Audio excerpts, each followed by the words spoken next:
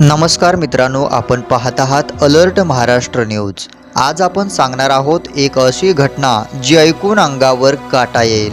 गडहिंग्लज तालुक्यातील भडगाव येथील 40 वर्षाची सुनीता संजय केसरकर 18 जानेवारी 2026 रोजी घरातून निघाल्या। बाजारात जाऊन येते असं सांगून हातात फक्त 2500 रुपये आणि मनात घरच्यासाठी छोटंसं खरेदीचं स्वप्न, पण त्या परतल्याच नाहीत।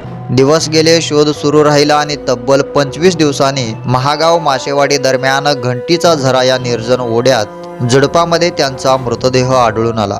तोही अत्यंत भयावह अवस्थेत। मुंडके नसलेला सडलेला, घटनास्थळी साडी, चप्पल, बांगड्या आणि हातातील काळा दोरा सापडला।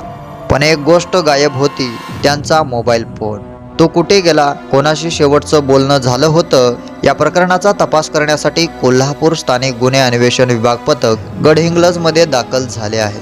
5 संशयितांची चौकशी झाली आहे, त्यापैकी 2वर संशयाची सुई रोखली गेली आहे। पण सगळ्यात मोठा प्रश्न अजूनही अनुत्तरित आहे। बाजार करून सुनीता त्या निर्जन स्थळी का गेल्या, की कुणीतरी त्यांना तिथं नेलं? हा अपघात होता की पूर्वनियोजित कट? एका कुटुंबाचा आधार हरपला आणि संपूर्ण परिसर हादरला आहे।